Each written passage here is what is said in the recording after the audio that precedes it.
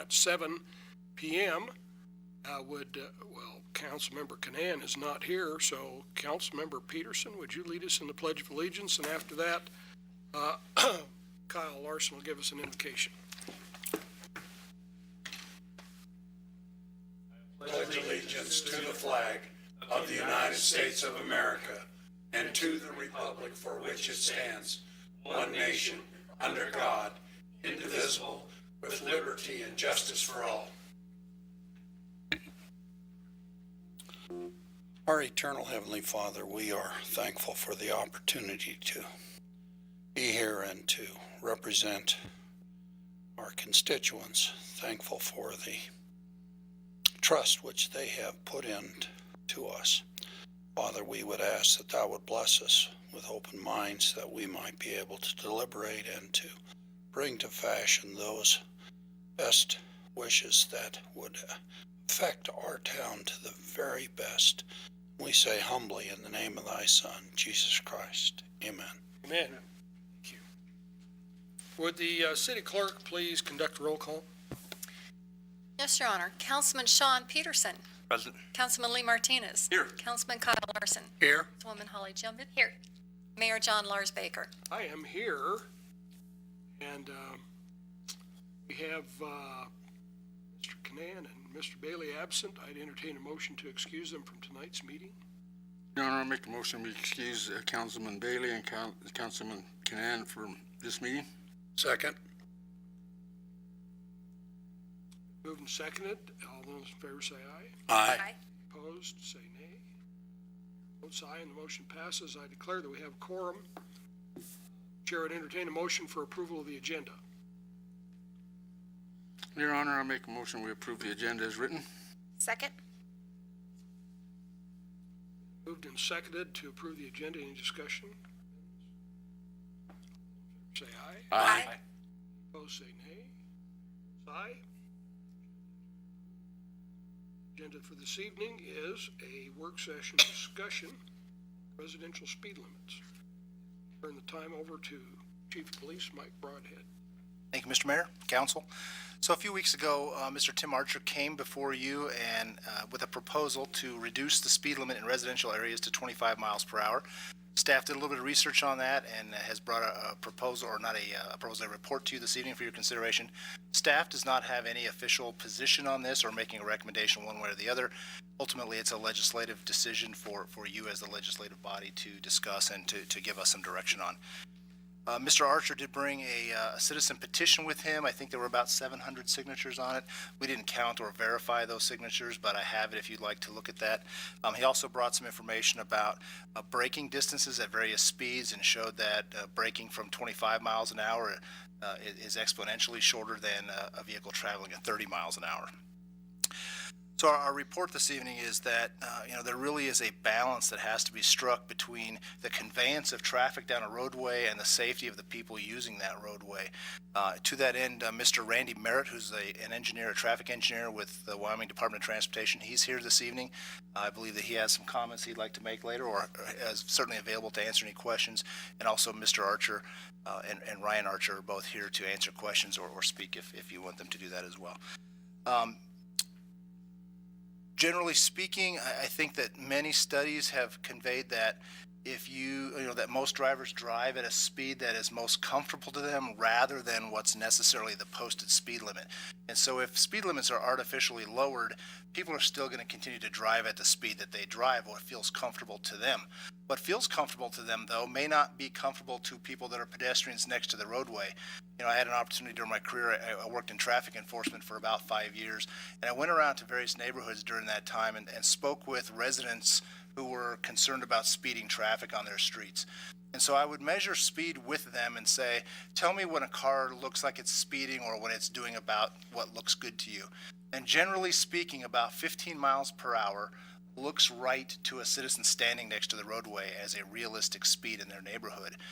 Most residential streets are 30 miles an hour, at least they were in Colorado when I worked there, and so that looks like they're going twice as fast as what looks comfortable. So we do get a lot of complaints about speeding that might not necessarily actually be speeding, but certainly there's a perception of speeding. Mr. Archer is correct, though. If you factor in speed, whether it's kinetic energy, which I included in the packet for you, just a quick diagram of that, or braking distance, the more velocity is increased, the longer the braking distance, the more potential energy on impact if there's a collision. As speeds increase, obviously much above 30 miles an hour, when you start getting into the 100-mile-an-hour range, there's often a fatality involved. But that could be as simple as a 50-mile-an-hour versus a 50-mile-an-hour going head-on would have about the equivalent of 100 miles an hour if they were to hit square. So just as some perspective, that speed does equate to more serious injury and ultimate death as well. One way to, if we lowered the speed limit, one way to make sure that works for people is through strict enforcement.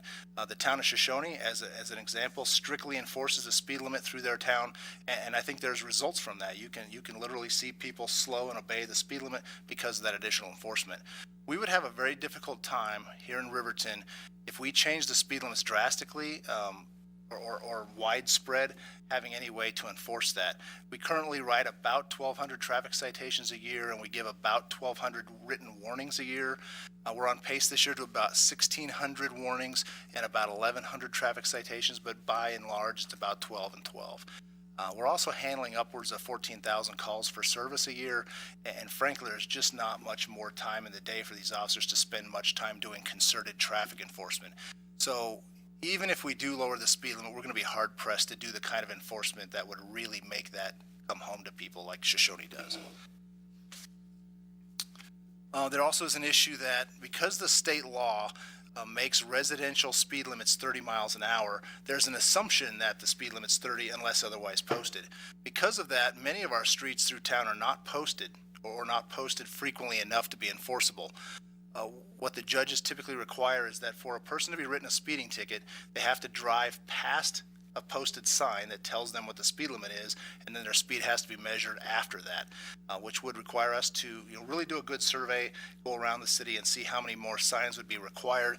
But Mr. Butterfield did some good work on that just using maps, and I think in your packet he has some numbers that he's provided for you.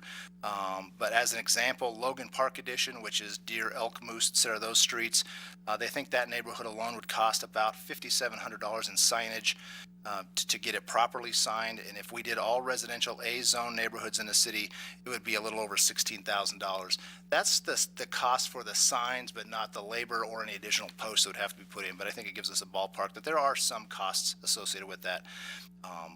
But it really is not a question just of cost. It's a question of, as a political body, what you all feel is an appropriate speed. We have a number of options available. We could choose to leave things as they are.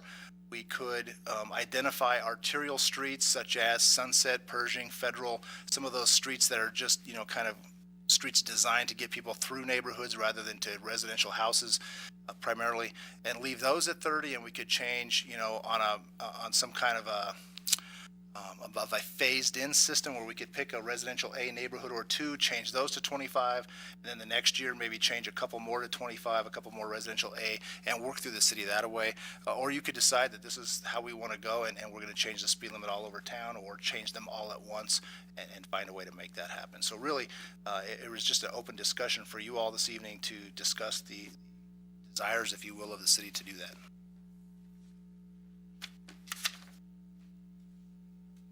Thank you, Chief. So coming into Rollins the other day, I noticed a sign at the city limits that says, speed limit in town is 25. And, but just posting a sign like that at the city limits where you come into town isn't enough to make it work all over town. You have to have additional signs. Your Honor, I wouldn't say that wouldn't work. That's certainly not the A answer, and we really would have to test some cases before the judge to see if she felt like that was adequate signage or not. Theoretically, we would have to prove that a person at some point had noticed that it was 25 miles an hour, that they had driven past that sign on some trip in or out of town prior to being pulled over on whatever roadway. So the A answer is to post it properly. Probably the C answer would do something generically across the community that. And the reason why it's a little different is because that's not the state law. So it would be different than the state law. And so then more signage would be better than.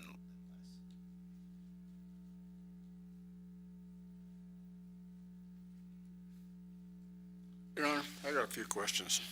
Mr. Martinez? Number one, in the last 30, 40 years, do we have any statistics of how many fatalities have happened on our residential streets due to speeding? Your Honor, Go ahead. that's not a question I researched specifically. I did go to some of the old hands, Kevin Lee notably, who grew up here. His dad was a coroner here for 25 years. Kevin himself was a peace officer here in the city for 38 years. He does not remember any other than Sophia's death this summer, any other traffic fatalities involving crosswalks. We certainly have had some auto versus bicycle crashes that were fatal. We've obviously had some vehicle versus vehicle crashes that were fatal, but that's the only one that he in his memory could remember. That's kind of redundant. In his memory, that was a fatality involving a pedestrian in a crosswalk. I also talked to Jan Friesorger, who's been here 25 some years as a dispatcher. She doesn't remember any other fatalities involving pedestrians that were not intoxicated, that wander out in front of a truck or something while intoxicated. And Your Honor, I've been here all my adult life and my young life too, and I have never seen or heard of any real fatalities on the residentials. I've seen it on arterial streets and so forth, on Federal and Main, but not on that one. And then my next question is, if we cite somebody for speeding, how does the court, because at their discretion they can fine them all they want, right? They don't have to go with the tops. They can fine them anywhere from $10 to $750, correct? Your Honor, there is a maximum penalty of $750, Councilman, like you said, but the judge has issued what she calls a bond levy, which for every mile an hour over the speed limit, there's a specific fine attached to that. And a typical person who gets a speeding ticket can choose to just come in and pay that without ever seeing the judge at all. And so say, as an example, if it was a $75 fine, that person could just come to the window with court, pay the $75, and the case would be just that away. I have two more.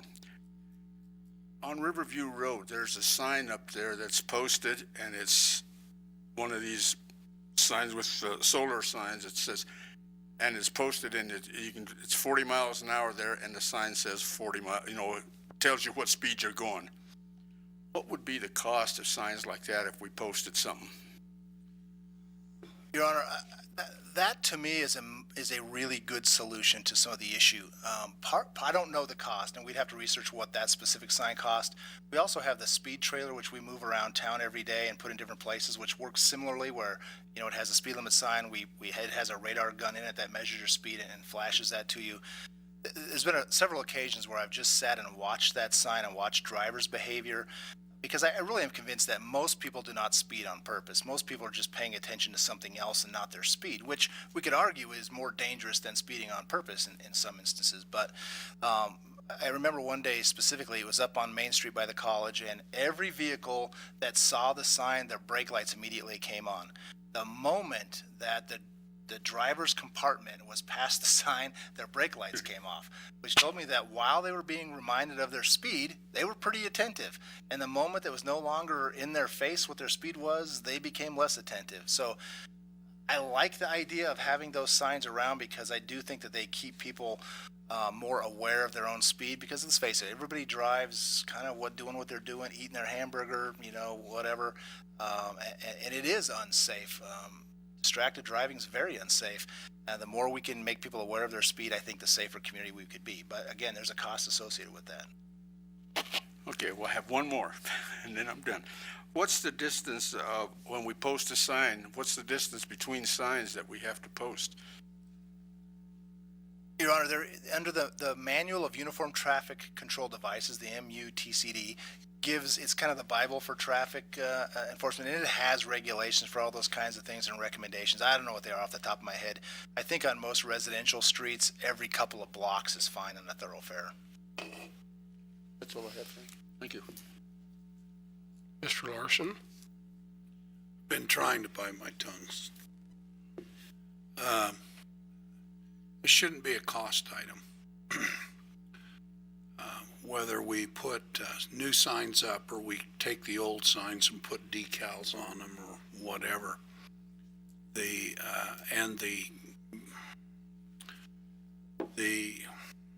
guys that we drive the speed we're comfortable at, I've got a little car in my garage that I'm comfortable about 120 miles an hour. It's my 380 SL. I haven't been caught driving it that fast, but it'll go a lot faster. The thing that bugs me the most is when we have clear paths without stop signs on 16th, 14th, on 13th, people tend to speed. Whether we have enough patrol officers or not is not the problem. The problem is that as soon as a little kid gets hit, which where I live, there's a crossing for a school, and I have 5 grandchildren that I dearly love. I think we need to look at 30 miles an hour just because it happens to be state. Every other civilized state has 25 or less. And we need to foster that idea of safety. I'm not interested in putting controls on Broadway and Federal and the feeder streets. I'm interested in slowing down the traffic in our neighborhoods, Moose, Elk, all of those. I went so far when I was in another state. On my own subdivision, I dug speed traps. And I had a neighbor that used to complain to me about replacing his front end every other year of his trucks and stuff. And I said, you know, it's a lot easier just to slow down and drive slowly where our kids are playing. So, you know, the figures, the 5,000 or 16,000 could be caught substantially just by putting decals on them or cutout signs to 25. And to blanket all of Riverton, I don't think is realistic. But putting it in the neighborhoods where our people are living is important.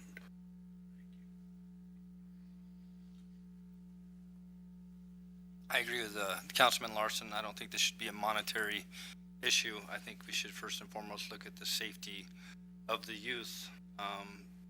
Just like Councilman Larson, I live right off of Pershing, and the other day I was out there watching the neighbor's kids play on the sidewalk, and a car come by. I'm not sure, Chief, if he was doing more, but it sure looked like he was speeding, and he may not have been. But I think that that is an issue that we need to look at. I've seen a lot of different avenues taken. The many places that I've lived, everything from seeing where they do cones in the middle of the road in the city areas that say slow down, to speed bumps right in the middle of the housing area. So that way, you know, when you're doing a little bit more than about 10, 15 miles an hour and you hit one of those speed bumps, you're going to be changing a front end or some shocks or something like that. I think there's definitely some avenues that we can look at and pursue. I do agree that I think we need to take a look at lowering the speed limit. I'd be interested to hear the differences between the 30 and the 25 to see if it's going to be, you know, the reaction time, I think, is what it comes down to. Because the other day I was reading the packet, and then I was driving up to the high school to go pick up my kids, and I was looking, I was like, man, that sun is terrible driving up Sunset, and you can't see. So I think that we need to take a look at doing something like that, maybe bringing the signs down lower, so when you have your visor down, because when you're driving up Sunset and you put your visor down, you have about this much visibility right there. So if the sign's up high, you can't see, you know, the flashing, you're doing 30 miles an hour in a 20 zone or something like that. So I think that's something we need to look at too.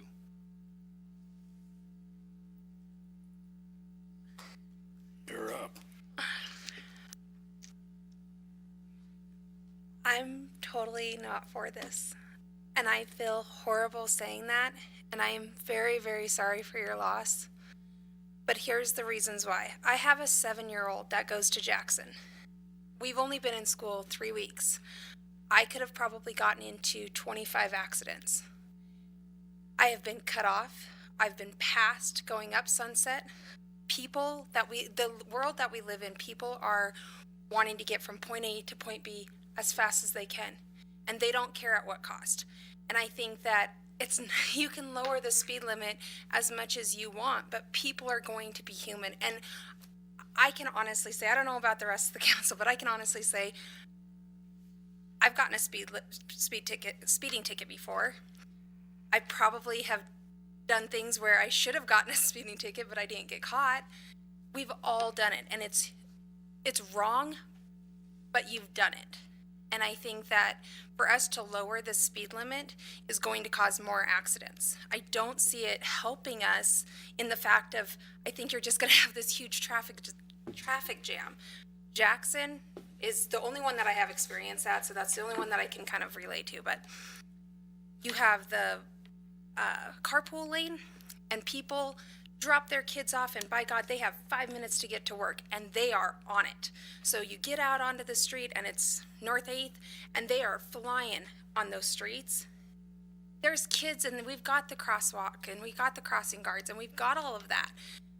But it's just humans being humans. And I think especially in Riverton, because of the way that the schools are all spread out, and because you're not going to the school that you live closest to, and you probably don't live or go to wherever your kids go to school at, you don't work at. So you're going from one end to the other, and I think that it's just gonna cause more problems. I mean, honestly, today, I could have got hit twice, and I totally went off the beaten path. But it's because of how people drive. I think we need to look at it as a responsibility and accountability on our parts.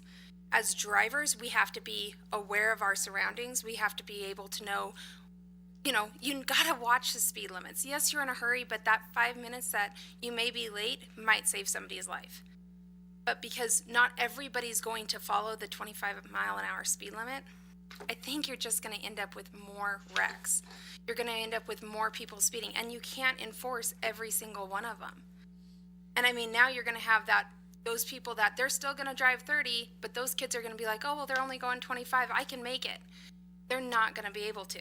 And I think getting more crosswalks, I definitely think going around town and getting the trees that are blocking the roads would be helpful. They're right in the way, you can't see them, so you have to pull so far out in order, there's other options, I think, is my personal belief. And I'm not saying this because I don't want to see anybody else get hit, and I don't want to see anybody else pay the price, I guess you could say. But accidents happen, and granted, I would never want it to happen to me. I don't think you should ever have to bury your child, and I am extremely sorry for you guys. But realistically, especially living in Riverton, I just don't know how you're going to be able to enforce it. Is she against it or for it? I'm against it. Oh, okay. Your Honor, I have one more question. On most of our streets, we have the yellow curb painted on the curbs where you're not supposed to park. And most of the streets where you're not supposed to park, so you don't block the vision, correct? That's why that yellow was there. In many places, yes, sir. When we see somebody parking there, do we enforce that? Your Honor, again, it comes down to spot enforcement, and I can tell you that the officers try to, that we do write some parking tickets. On a priority level, we try to check the handicap places first. There are some kind of weird places around town, like the school district on 4th East in front of Rendezvous. The school district painted the curb yellow there, and they wanted to have school bus parking 2 years ago. So that yellow curb by ordinance is not even valid because the city council has to order those to be painted. So, there are some oddball places like that don't get enforced, but by and large, if it's a corner painted, those should be enforced again, but it's spot enforcement when the officer's available. And I understand that, yeah. It can't be everywhere. But I think that we should take a look at that and go out and repaint them. I've seen a lot of them in town that are really old paint on them and you can't see them. That's all I have.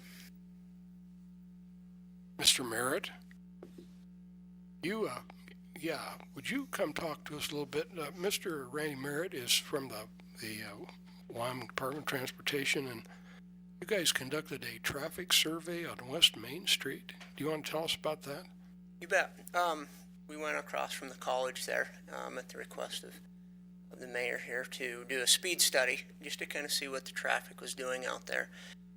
What we found was in that 45 mile an hour zone, we had about 8 to 10% of the traffic coming in to Riverton, exceeding that speed limit by 5 miles an hour plus, some clear up in the 65, 70 mile an hour range. We had 20% leaving town exceeding the speed limit by 5+ miles an hour. Again, some up in the 65, 70 mile an hour range. It kind of goes back to what Chief of Police, Mr. Broadhead, has said. People are going to drive speed in which they feel comfortable. And there's two ways to make the speed limit slower. One is to make them uncomfortable. As you get closer to downtown areas, you're making more decisions. Stoplights, people turning on and off, more side traffic. Inherently, people see that as a danger, and they want to be safe, so they slow down. The other way is make them hurt in the pocketbook with more and more enforcement. As Mr. Broadhead has told us, they can't be everywhere. So until the people out there decide that, hey, it's not safe to drive those speeds, or it's going to cost me a lot to drive those speeds, you probably will not see those speeds come down. You could post a different speed limit sign up there, say 30 instead of the 45, but you already have so many people disregarding the 45. What good is the 30 going to do? Not much. And we looked at the crash data, and truly, you have had quite a few collisions in that area. There has been one fatality in the last 5 years out, I believe it was right next to Major in that intersection area. But the amount of crashes that have happened are the same in the 45 and in the 30 mile an hour zone on West Main. And I gave that information to Mr. Butterfield and the other day, if any of you would care to look at it. Anybody have any questions for Mr. Barrett? Yes, sir. You had mentioned, somebody mentioned, I think it was the mayor, about the difference between the stopping distance between 30 mile an hour and 25 mile an hour. Mm-hmm. Can you elaborate a little bit on that for us? Basically, if you look at a stopping distance, you've got your reaction time, which is usually about a second, is what we figure, between a second and a second and a half. And then you have your actual braking time. And so you have the distance covered in that second, plus the distance covered once you've depressed the brake pedal.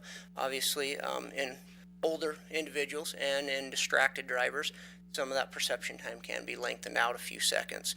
But if you want to just take, the simple math is about 1.47 times your mile an hour is how many feet per second you will go before the brake. So I can pull a calculator out and tell you really quick what just the perception time is.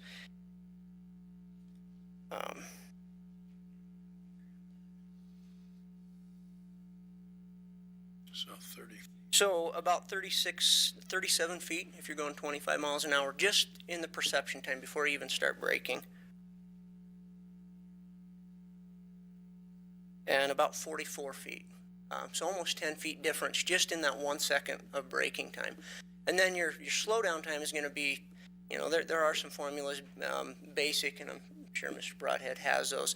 But at the same time, it depends on the size of the vehicle. Obviously, a loaded 18-wheeler is going to take way longer to slow down. Depends on the tires of the vehicle, and it depends on the road surface. So all those combined would make the difference in how far your vehicle travels once you start braking.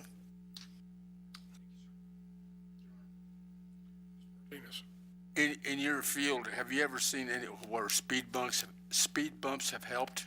If you put speed bumps in, you definitely see them in school zones in different places. They make you slow down just truly because it's a bump. I mean, it's an obstacle, and it is some kind of traffic calming device. We normally don't see them at higher speed roads, even 30 miles an hour. They're mainly in parking lots or around school areas that where people are dropping kids on and off because they are so abrupt. You can cause as many accidents with them on a high-speed road as you are trying to get rid of.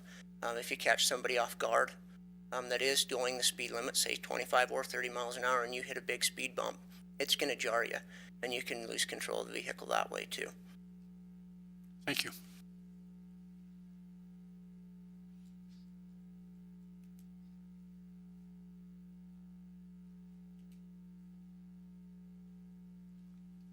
I had a question, but I lost it.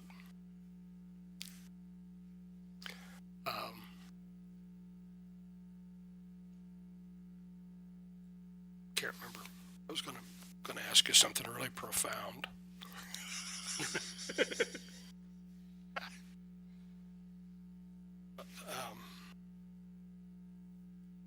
So have you thought about this enough, or have we studied it? Do we know what we're going to do? What do you want to try to do? Well, Your Honor, Go ahead, Mr. Larson. it speaks about residential A. Residential A, residential B, residential C. We have most of our property residential B, which is where I'm at, and residential A, where most of the deer, elk, moose is located. I question the figures.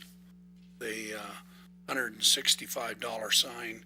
When we have signs there, we can certainly put some type of decal on it that would be not $165. So I question first off the cost. Secondly, the consideration of what I feel is comfortable.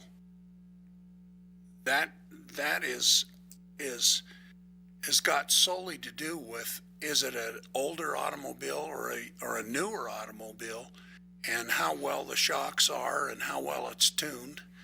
And when Holly talks about how she was nearly hit twice today because people are going to be people, you change people's perception by altering their thinking and enforcing rules where they should be enforced. So we have to prioritize at some point in time the use of our assets. And if we think that people's lives matter, probably during the daytime we're going to be giving out tickets for speeding in school areas versus getting the park rangers moved or something else. We need to use our assets to provide safety for the majority of the people. Thank you. Your Honor. Mr. Martinez? Okay, I keep hearing the words moose, elk in them streets. I live on moose.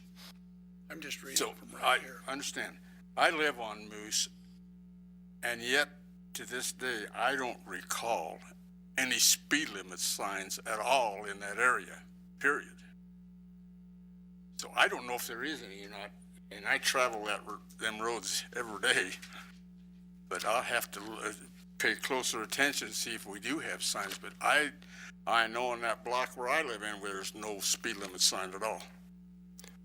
I guess in my thought, it's that if you were going to try to do something like keep your major arterials at 30, so Sunset, Pershing, Maine, Federal, Monroe at 30, and then the other streets at 25, every place you'd turn off one of those streets, you'd have to have a sign.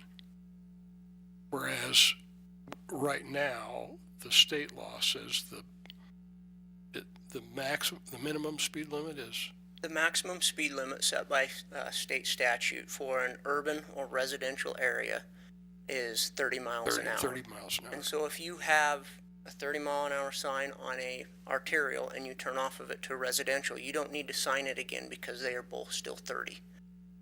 And it is known. As soon as you go away from a statutory law, then you have to go through engineering study to prove that that speed is safe and prudent, and then you would have to sign it. And I would encourage you to talk to your judicial members here in the area to see what they would be willing to uphold as far as tickets.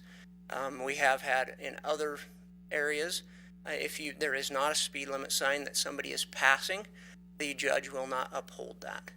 And then it becomes basically no need to enforce it because the judge isn't going to uphold the violation anyway.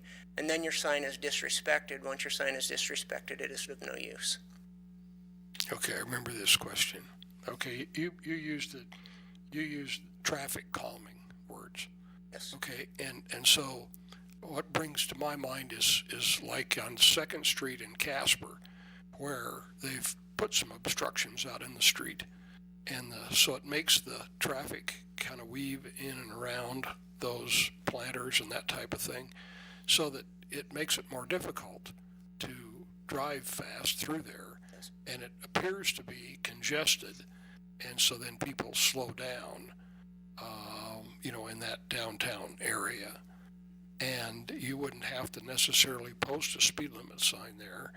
It's just that because we've constructed some traffic calming devices, then that interferes with the ability to just shoot straight through. And so then that's going to slow down traffic in that particular area. So I'm wondering if we might, I guess that's a possibility, would be to look at some kind of traffic calming. I mean, I know myself when I drive on 16th Street, okay, I don't see how anybody could drive 30 miles an hour on 16th Street because you got cars and boats and pickup trucks and campers all parked on the side of the street, okay, on both sides, and it feels like you've cut the actual traffic lane down to about 7.5 feet wide, and so it almost feels like two cars couldn't pass as you go down through there. And so I think people typically are going to drive pretty slow under those conditions because that street was never designed as a thoroughfare. Instead of that, it's a residential neighborhood, and that kind of slows things down. And likewise, when you get over into the animal streets, because the streets kind of curve around and you don't have a long distance to see ahead, I think that has a tendency to slow folks down. On the other hand, coming out on West Main Street, where there's a curve, a steady curve going out around there past the college, that doesn't seem to trouble anybody at all. They can cook right into town at 55 miles an hour and feel comfortable doing it, in spite of the fact that they really can't see very far down the road. And so I have had a couple people call me and indicate that what they really want is a stoplight at Hill Street. And they think that'd answer all their problems. And so we did mention that to the highway department, and they told me that we're going to get a stoplight at Major. That would be more likely, yes. Okay, that's on the schedule, is to get a stoplight at Major. And so that's pretty good. Okay, Chief, have you given any thought to what it would take to actually increase traffic enforcement? In other words, if we were going to do all we do now, and then we're going to say we're going to do some additional traffic enforcement, would that be 2 extra guys, 3 extra guys? Your Honor, we have talked about that within the police department. If we can stay fully staffed, having 2 people work specifically just traffic enforcement, primarily Monday to Friday, we would boost our visibility tremendously, exponentially probably. the problem is, and I'll give you just a snapshot, because on the way over here, I took that snapshot. We had 3 day shift officers today. They were all supposed to get off at 5. At 6:30, they're all still here. One was at the jail.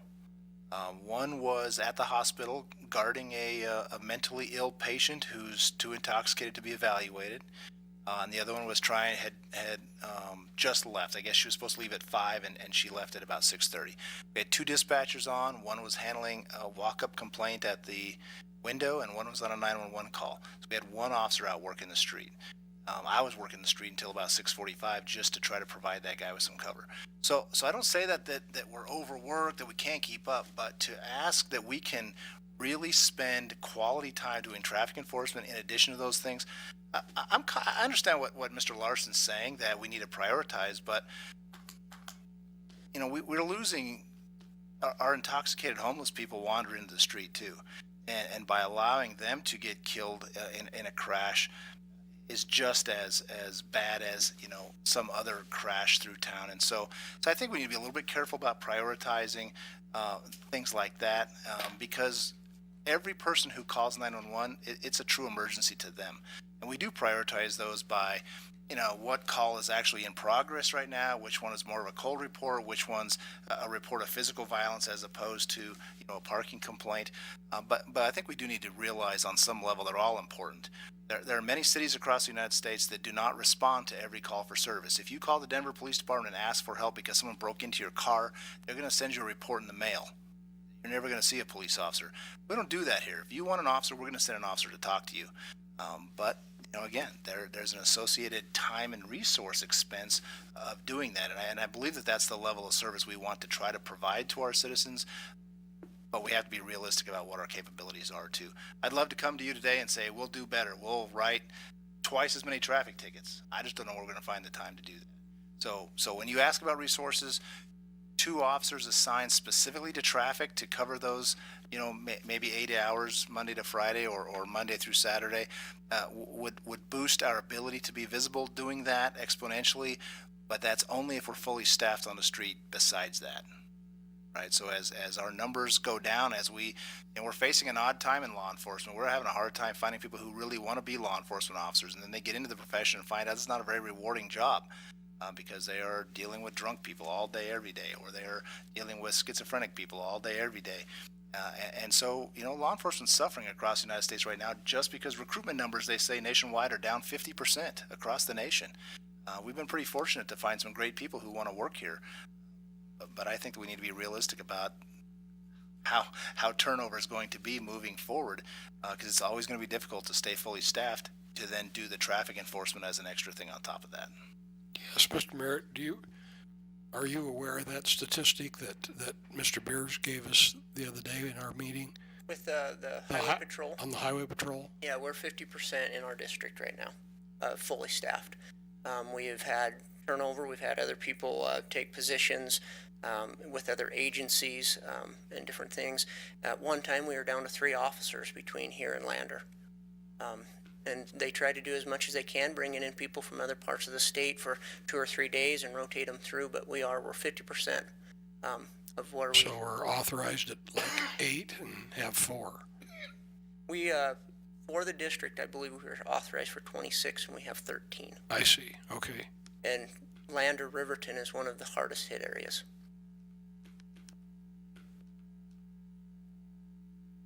Yeah. Mr. Martinez. If it's okay with you, I'm going to read this one paragraph here and then get a question for you, Mr. Mayor. Wyoming State Statute 31-5-303 allows municipalities to set speed limits on any street within the corporate limits. So changes to any state highway must be approved by the superintendent of the Wyoming Department of Transportation. Additionally, council is empowered by Riverton Municipal Code Ordinance 10.12.070C to alter speed limits if, on the basis of engineering and traffic investigation, they find the speed limit not reasonable and safe. So my question is, how long would the engineering and traffic investigation take? On a city street, For something that we do, we normally look, for instance, we had a road outside of Cody that was 30. We reconstructed the road. The city council wanted it to 25. We did some speed studies on there, looked at the crash data and said, okay, that's something that it would fit in there, 30 or 25, both, either way would work. And so we went ahead and went with their idea. This spring, they decided that wasn't a good idea and they wanted to go back to 30. We spent, well, actually it was last fall, we spent almost a year going through all of the issues with that, the different people that had complaints of it going back up. We did multiple different studies during school sessions, during non-school sessions, and just look at a lot of historical data. Now, that's kind of a large scope of it. I wouldn't say that that's what it takes everywhere. Usually per street is 2 or 3 speed studies over a variation of a few months to see what's going on and to look at the overall crash data. But you'd have to do it per street, per area, that kind of a thing. So you'd be taking on a large job. Thank you.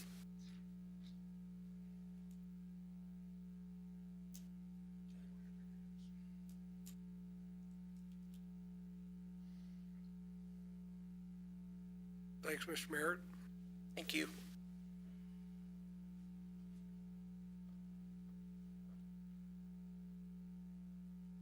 Mr. Archer, want to say anything? Said it the other day.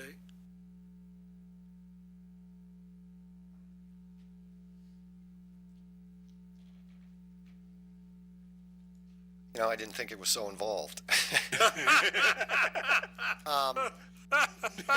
With the traffic study and stuff. I guess one comment I'll throw out there is the cost. I kind of question that myself, just doing some research on what a speed limit sign costs. Now, I do understand, having to post more. I would think there would be, depending on, I guess, the streets that we look at. If you look at the master plan for the city, the main arterials are Webwood, North 8th. I could see leaving those at 30 miles an hour. My thought process was, to go where the chief said you have to pass a speed limit sign to be able to enforce the speed limit in a certain area. Well, if you look at just leaving Webwood and North 8th, then wouldn't, if you posted the entrances into the different areas, then, basically you'd have to pass one of them signs to get into that area, correct? If you have a sign at North 8th and Sunset, you have a sign at Federal and Sunset, and you have a sign at Pershing and Broadway, pretty much surrounded that area. Webwood and Broadway, you can't get into that area then without passing a speed limit sign, correct? So it takes some sitting down at the table with the map and saying, we need to put signs here, Right. here, yeah. And like I said, I think the cost thing seemed a little high to me too, just from looking. Well, they're factoring in, a concrete base and a post and somebody to pour it and. Well, I thought in reading Mike's thing, he said just signs, and then there would be additional costs for posts where needed. Yeah, Your Honor, Mr. Butterfield is the one that did that research, and that was his cost for just the sign. Just the It did sign. not include the post or the labor. Just order a sign, cost that much money. I know the signs I bought didn't cost that much, and they were bigger than a speed limit sign. The study part of it, the engineering, like I said, I didn't think that was as involved. Is the statute really that strict? When I change the speed limit on any major highway, I have to go through the whole process, fill out a report, stamp it with what I think it should be, and then it goes to Cheyenne and Virginia, and it goes all the way up to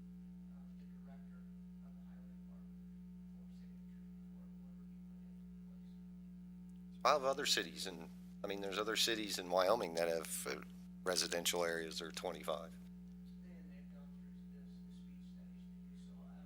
Powell is one of them. I would recommend calling some of these cities and say, how did you do it? What is the best way? If that's the direction you're going, and they can give you some ideas behind what they have seen work and what they haven't. Is it really enforceable? Is it not enforceable? And those are the things that probably would be behoove you to know before making a decision on that. And, you know, I mean, I think a big part of it is education. You know, is educating you know, when I first looked into this and I found it and I mentioned it to you folks before, it's called Vision Zero. And it's being done all over our country. It's been done all over Europe. It started in Sweden 20 some years ago. And it ties into the fact, education, design aspects in roadways that you discussed, in reducing speed. And the premise behind it is exactly what it says, is 0 fatalities on roadways. And, you know, I mean, San Francisco's doing it right now. Seattle's doing it. New York City's already done it. The whole state of Montana is signed on to it just recently. And I think it's something that we need to continue to look at. You know, to your point, people are going to do what they want to do. Well, not if you educate them why you're doing it. And to be honest, I think that's kind of a lame excuse. You know, their laws are written for a reason, and whether it be a traffic law or any other kind of law, we have those for a reason. And it's not a world of everybody does what they want to do. That may be what the younger generation thinks, but that's not the way I was brought up. You know, like I said, I mean, I think it may be worth making some phone calls because I can't remember offhand. Is it Rollins or Laramie? One of them has done it. Rollins has done it, Powell has it, and they've used the speed limit sign saying 25 and unless otherwise posted, it said city limits going in. Again, we have seen some issues with that the judge will not uphold unless you have gone past a speed limit sign. And so that's something I would look into. Because if you ask for that to be enforced, yet when it's not enforceable, there's really no sense in putting the sign up. And, you know, I'm not saying that it's right or wrong, I'm just saying that's what we see. And once the sign has been disregarded, it's really of no use.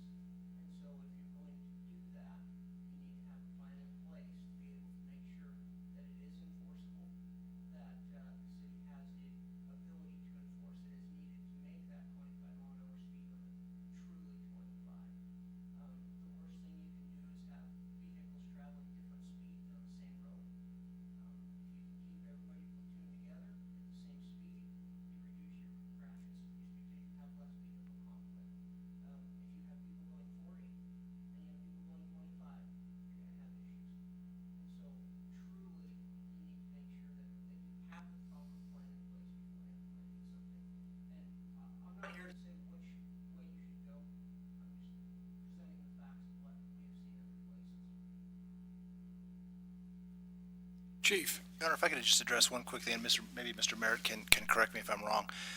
The studies, the engineering studies that Mr. Merritt does are on state highways. And so the long and involved process of doing that through the state system would probably be considerably different than what you would need as an engineering study on a residential street. So because it's the city ordinance that's empowering you to do that, you would really get to decide what an engineering study looks like to your satisfaction. Now, that could potentially face litigation in the future if someone said, well, you artificially lowered the speed limit, didn't do your due diligence in an engineering study, but I don't think that a residential street would require the same level of scrutiny that a state highway would go through YDOT. And I would agree with you on that, that because you're have municipal codes here for the city of Riverton, you have to follow whatever those codes are. And research with the state law is through, true laws there. But instead of going to the director of YDOT, it would go to the mayor here. so in Rollins, you come past that sign, the state highway driving through Rollins is still 30 miles an hour, correct? Correct. And we would, as YDOT, have to go and do speed studies on that section of road. Okay.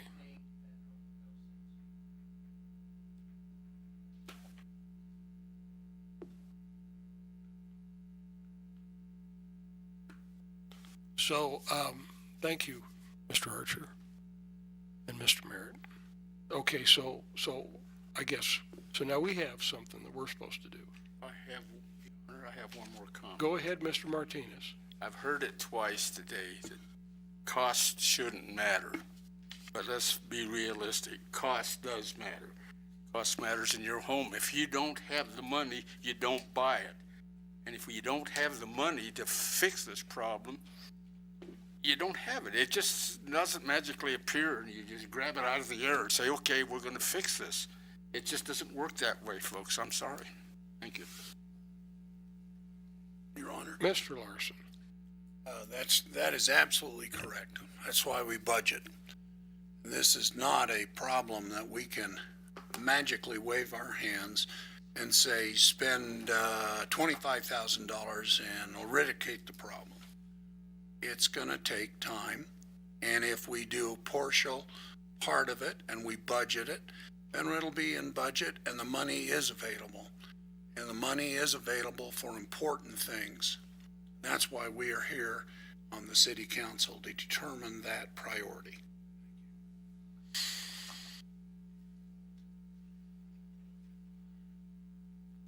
So what staff needs, okay, is some kind of guidance. Should we, and I don't know how to phrase this, okay, exactly, but maybe you can help me. Should we, so here's my question.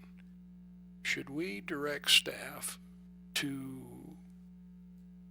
start the process of examining and reducing speed limits from 30 to 25 miles an hour in residential districts, or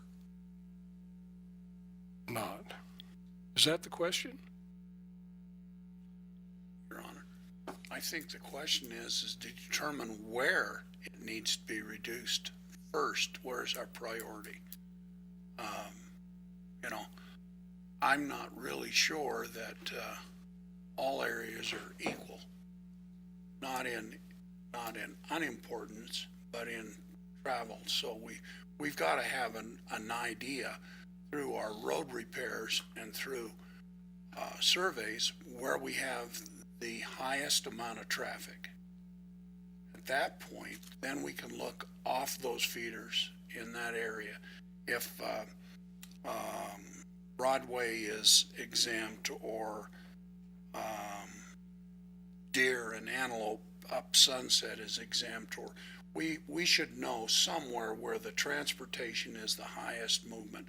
Right now, I would think Main Street and Federal are the highest numbers in our area, but we're not including those.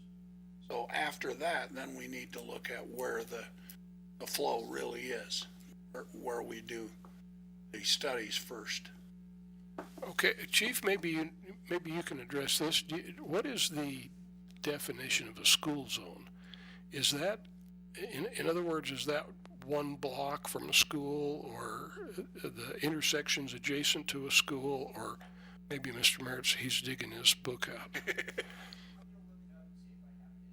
Okay, because I guess the thought strikes me that if we have an area where we have declared, or we have identified that these are areas that are heavily traveled by kids coming out of school, if that school zone doesn't extend for several blocks beyond where the actual school footprint is, to where, in other words, we've got this issue, get money, they call it safe routes to schools, grants or whatever, and so somehow we have to identify those areas. Is that, in other words, I guess what I'm thinking is there some way that we could use the idea of school zones as a way to say we're going to expand the 20 mile an hour to, go beyond a half a block either side of Jackson School on North 8th. Your Honor, and I don't want to say this flippantly, so please take it in, but you get to decide that ultimately.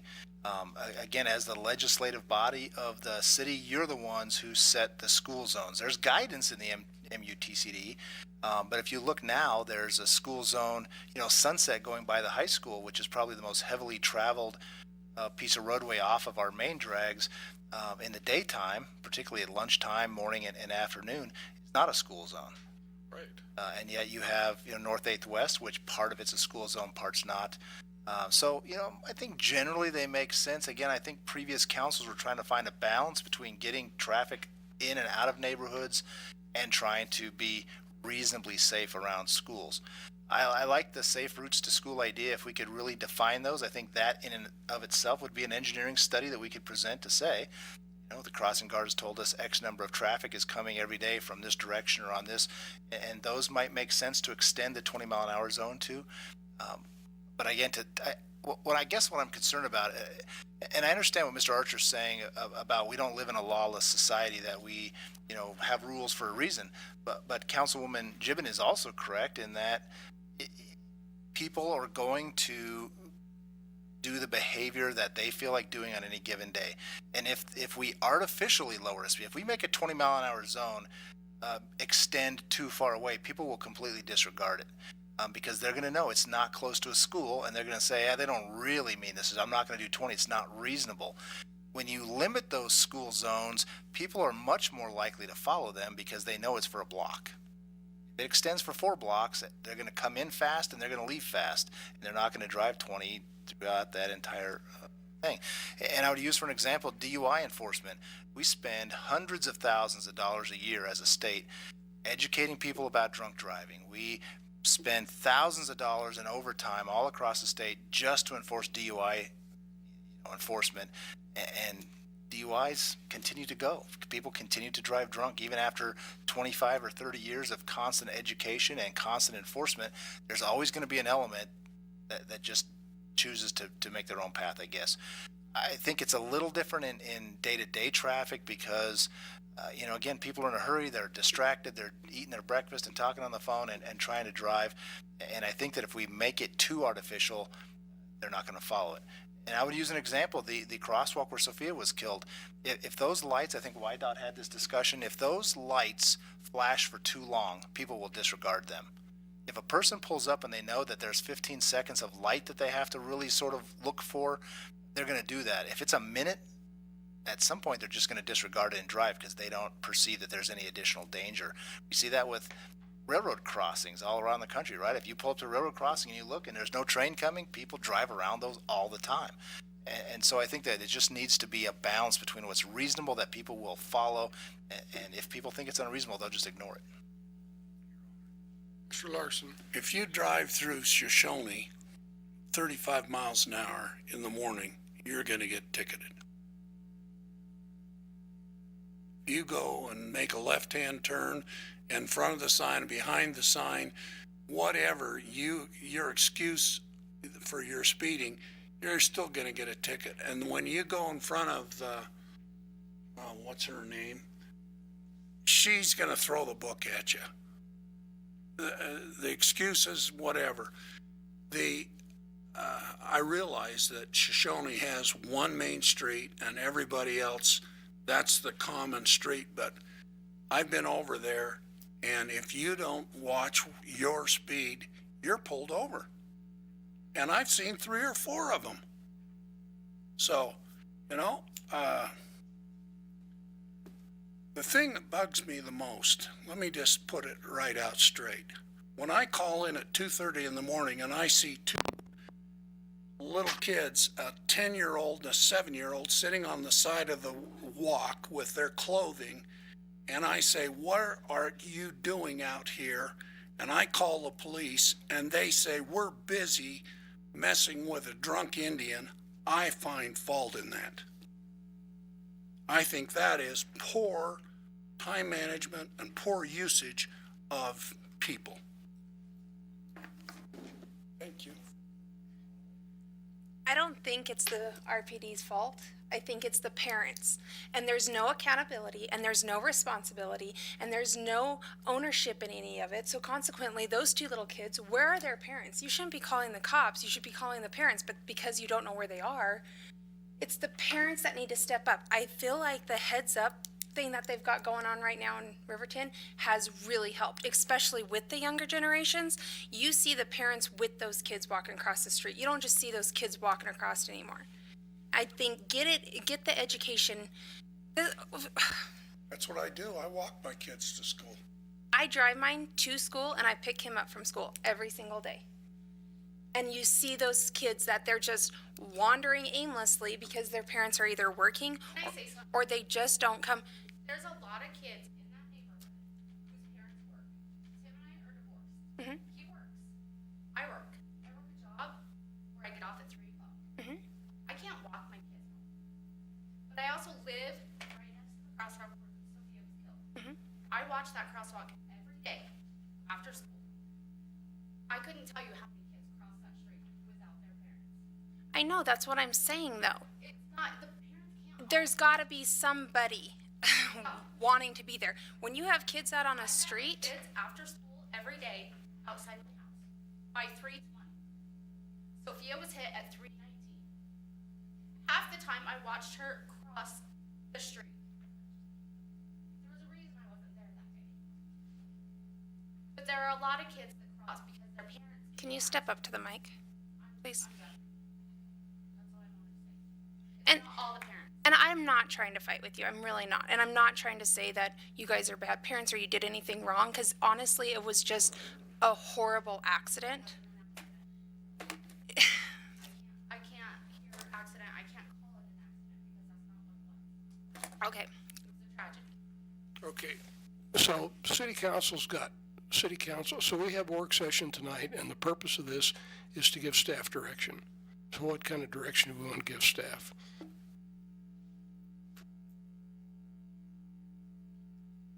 Personally, Your Honor, my feeling is right now, until we can figure out if staff has the time to go out and do the study, right now, we just have to leave it the way it is, because it's going to take 2 or 3 years to get this study done to really satisfy everybody.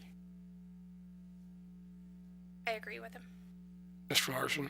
Don't agree. I think study needs to be going.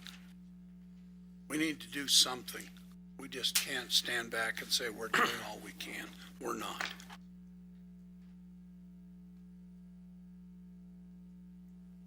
Mr. Peterson? I agree. I think if we just sit stagnant, I think we're just going to continue to have issues. It may not be as tragic as the one we have, but I think but I think that we do owe the due diligence of coming up with and doing maybe a little bit more research and find out if that $165 really is the price it's going to take for those signs, and to explore some different avenues, whether it be serpentines going up to crosswalks, extending the school zone, shortening the school zone. But I just think if we do nothing, I don't feel like that's the right thing to do. I feel like we owe some kind of research to come out and find out, to develop a couple of courses of action to find out if we can provide one that's going to work, or if we're just going to leave it as is. And I think that's a lot more than just that. I think we need to look at, can the police department, can they legitimately handle that if they get the extra people, if they don't get the extra people? I just think there's some work that needs to be done, but I don't think we should just sit on it and put it to the back shelves. If I said the consensus of city council is that staff should continue to explore ways to improve safety on city streets in Riverton. That'll work for me. We have consensus on that. We do. Okay? The solution may not, of lowering the speed limit, may not be that answer, but that staff still needs to spend some time working on this issue and trying to figure out what we can do in a combination of ways to try to improve safety on city streets. Correct? We have consensus. Great, thank you. I have one other issue here. As mayor, I'll take this on. How many of you have been to the Central Wyoming Children's Center for Art, Technology, and Science?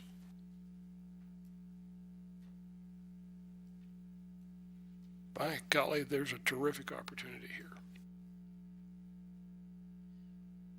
This Thursday, September the 10th, in the evening between 5:30 and 7 o'clock, they're going to have a reception. So that's this Thursday night. And so City Council, the mayor's been invited to attend that. The mayor has another meeting and will not be able to go. So if somebody from City Council would like to go to that reception Thursday night, okay? Your Honor, being that I'm the vice mayor, right, the vice president of the council, I'll go. You'll go. All right, that's terrific. All right, then on Saturday, September the 19th, from 10 until 5, they've got another shindig there where they're going to, they've got a new pizzeria play center that they're going to unveil and cut the ribbon on and that type of thing. And so that's on Saturday, the 19th of September. And there again, the mayor will not be able to attend. So if somebody from City Council would like to go to that? But pizza, where is that on Main? Or It's- Federal? It's down on Federal, isn't it? No, it's on, It's across from the movie theater. it's at 120 South 3rd East. It's the old Daisy embroidery shop and, or In the building. yeah, where they make play pizzas. Yeah. Pretend, Not real. pretend pizzas, put them together, okay? You don't get to eat This is- food. Okay, well, okay, so Nancy Shelster that runs this shop was in there. She says they've been playing with this for a couple of days. And she says they get the kids in there and they play, and he says invariably they go out for pizza afterwards. Have that so I get a reminder. And Your Honor, one more thing. Okay, On the 10th, at 1 o'clock, we're having Region 4 meeting here that's Wham. that's Thursday, yes. Thursday at 1 o'clock. And this is an interesting thing. Have you been to a Wham thing? Oh, yeah. Yeah, you were at this, and It's- you went to Wham down in Cheyenne. You haven't been to Wham yet. That is the Wyoming Association of Municipalities. And so 97 municipalities in the state of Wyoming joined together and pay dues into Wham. And then we have 6 regions in the state, and Region 4 covers us in Natrona County. And so the Natrona County guys come here, and so at 1 o'clock, we're going to meet here and talk about legislative things that we need to do, that type of thing, and how we can interface better with the state. I'll be here. So you're welcome to attend that on Thursday at 1 o'clock, and I'll be here. I'll be here. You'll be there. Okay, looks like our city council will be well represented on Thursday, and so we're going to do that. Is there anything else for the good of the order? One more. One more thing. At this Region 4 meeting, they want somebody from our region to be on the executive committee. You're not already on there? No, it has to be a Wham board member, which I happen to be a Wham board member, but there's 3 of us from this Region 4, so we'll have to decide who we want to pick for executive committee. Oh, I see. So out of the guys that are at the meeting, we're going to pick one to go to the executive. Out of the 3 board members, yes. Okay. Oh, cool. All right. So we're going to do that. All right. So then, I understand on the agenda, we'll talk about the marijuana petition. And probably a dozen other things. Yeah. Okay. To see whether or not we support that, and then that kind of gives Wham staff guidance in Cheyenne with the legislature. Okay? I would entertain a motion to adjourn. Your Honor, I make a motion, we adjourn. Second. It's been moved and seconded. All in favor, say aye. Aye. Any opposed, say nay. Mayor votes aye, and we are adjourned. Thank you.